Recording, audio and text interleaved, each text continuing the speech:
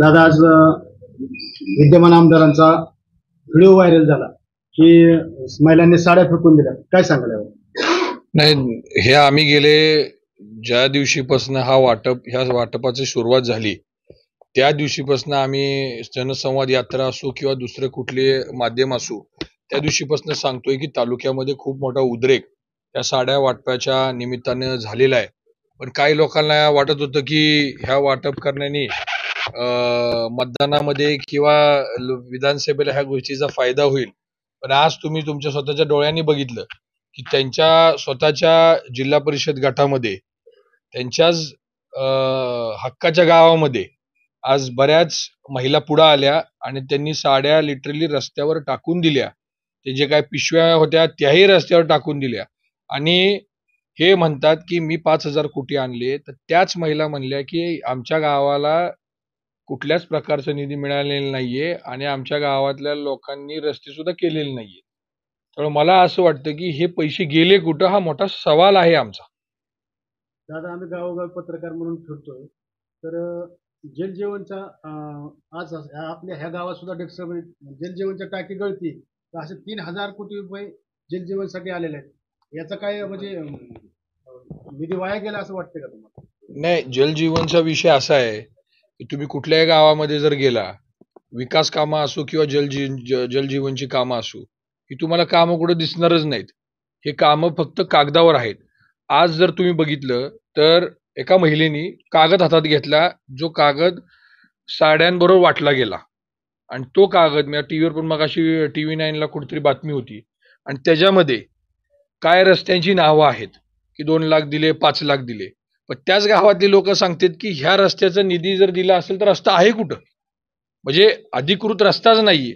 पण त्या रस्त्याला कुठेतरी बाबा आम्ही ह्या गोष्टीसाठी निधी दिला, त्या गोष्टीसाठी निधी दिला. मला असं वाटतं जलजीवनचा जो तुम्ही आता प्रश्न मला विचारला, त्याची पण परिस्थिती तशीच आहे की फक्त कागदावर आकडे आहेत की एवढे 1,000 कोटी आणले, 2,000 कोटी आणले. पण मला वाटतंय की ते कागदावरच फक्त पैसे आहेत. ऍक्च्युअली ग्राउंड लेवलला ते पैसे आलेले नाहीत. दादा ह्याच अनुषंगाने साड्या फेकून दिल्या, तर त्या संदर्भात पत्रकारांनी काय बातम्या लावल्या, तर काय आता ग्रुपला अशा धमकी आल्या त्यांच्या कार्यकर्त्यांनी, पत्रकारांना बघून घेऊ अशा धमकी आल्या त्याबाबत? नाही, बघा, शेवटी प्रत्येक पत्रकाराला बोलण्याचा अधिकार आहे. जर अशा प्रकारचे जर कुठल्या धमक्या येणार असतील, मी पण त्या एका पर्टिक्युलर व्यक्तीची जी काय फेसबुक मला असं वाटतं कुठेतरी मेसेज हा त्या पर्टिक्युलर व्यक्तीला दिला गेला. मला असं वाटतंय भोंग म्हणून कोणतरी पत्रकार होते, त्यांना तो मेसेज आलेला आहे. आय थिंक निमगावचे भोंग होते, माळी समाजाचे होते. तर अशा धमक्या आमदारांच्या काही लोकांनी माळी समाजाच्या एका माणसाला देणं हे खूप म्हणजे दुर्दैवी गोष्ट आहे आणि ह्या गोष्टीचा मी जाहीर निषेध करतो. आणि अशा जर धमक्या पत्रकारांना जर दिल्या गेल्या तर तालुक्यातली जनता त्या व्यक्तीला माफ करणार नाही किंवा त्या व्यक्तीला पाठिंबा घालणारी जी कोण लोक आहेत, शेवटी ही बातमी आमदारांच्या विरोधात होती, तर साहजिक आहे की आमदाराच्याच कार्यकर्त्यांनी ह्या गोष्टीची धमदाटी केलेली आहे. तर मला असं वाटते की त्या बाबतीत एक तक्रार सुद्धा मगाशी काही लोकांनी जाऊन इंदापूरच्या स्टेशनला जाऊन त्या गोष्टी सगळ्या दिलेल्या आहेत. तर मला असं वाटतं ह्या गोष्टी सगळ्या चुकीच्या आहेत आणि आम्ही 100% पत्रकारांच्या मागे आहोत. दादा आता इंदापूर तालुक्यात बरीच चर्चा चालू आहे मलिदा गँग, त्याच्याविषयी आपण काय सांगू शकतो? मलिदा गँगची चर्चा काय आम्ही चालू केलेली नाही. मलिदा गँगची चर्चा खरं म्हणजे लोकसभेपासून चालू झाली. ज्यावेळेस सुप्रियाताईंचा हा प्रचार लोकसभेचा चालू होता त्यावेळेसच शिव्यागाळ करण्याचा एक व्हिडिओ समोर आला, आपल्या समोर आला आणि नाना गवळी म्हणून एका माणसाला खालच्या पातळीवर जाऊन शिव्या दिल्या गेल्या. हा व्हिडिओ सगळ्या मीडियाने बघितला. सुप्रियाताईंच्या लोकांच्या हे निदर्शनामध्ये आलं की ज्या माणसाला आपण आमदार केलं, ज्या माणसाला आपण मंत्री केलं, त्याच माणसानी ज्यावेळेस पवार साहेबांवर अन्याय झाला किंवा सुप्रियाताईंवर अन्याय झाला, पवार साहेबांनी कष्ट करून हा पक्ष निर्माण केला आणि फक्त सत्तेसाठी इथले विद्यमान आमदार पक्ष सोडून गेले, दुसरीकडे गेले आणि मग ज्यावेळेस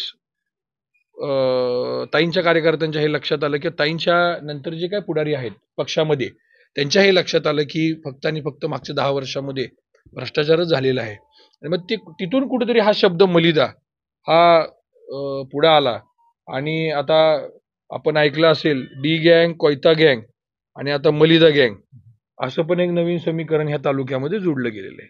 कारण आता जर तुम्ही बघितलं तर हे जे काय मगाशी तुम्ही विचारलं दमदाटीचं हे, तर हे परत त्या अनुषंगाने ह्या गोष्टी परत पुढे आलेल्या आहेत. त्यामुळे ह्या गोष्टी सगळ्या दुर्दैवी आहेत. अंकिता यांचा दौरा आज गावोगावी चालू आहे. त्यांना वाढता पाठिंबा मिळतोय, त्यांचा प्रतिसाद चांगला मिळतो, त्याबद्दल काय सांगाल? नाही, तुम्ही जर बघितलं तर ताईंचा दौरा मागच्या 8 दिवसापूर्वी सुरू झालेला आहे आणि जनसंवाद यात्रा शेवटी लोकांमध्ये आपण गेलं पाहिजे. लोकांमध्ये आपण जाऊन आपण आपलं काम आहे लोकांमध्ये जाऊन मतं मागण्याचं आणि ते काम ताईंच्या माध्यमातून ताईंनी सुरू केलेलं आहे.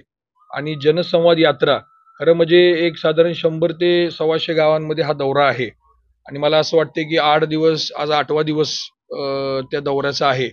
तर त्या अनुषंगाने प्रचंड रिस्पॉन्स, काही लोकांना वाटलं की ह्या यात्रेला रिस्पॉन्स मिळणार नाही, पण आज तुम्ही जर बघितलं तर प्रत्येक गावामध्ये जे आमच्या विरोधातली जरी गावं असतील तर त्या गावांमध्ये जाऊन जर तुम्ही बघितलं तर 400 ते 500 लोकांचा रिस्पॉन्स. खरं म्हणजे येत नाहीत लोक एवढ्या संख्येनं, पण तुम्ही जर बघितलं तर सगळे लोक स्थानिकच आहेत.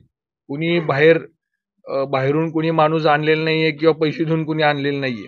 त्यामुळं त्या गावातली स्थानिक लोक त्या यात्रेला येत आहेत. या गोष्टीचा आनंद आहे. शेवटचा प्रश्न दादा, भाऊंच्या उमेदवारी अर्जाचा काय मुहूर्त ठरलाय का? नाही, आता पक्षाची उमेदवारी मला वाटते की आज किंवा उद्या जाहीर होईल. आज काही राजकीय पक्षाच्या कॅन्डिडेटच्या लिस्ट पण समोर आल्यात आणि मला असं वाटते की कालच एक मुंबईत महत्वपूर्ण एक बैठक झाली आणि त्या बैठकीमध्ये बऱ्याच गोष्टी ठरल्यात.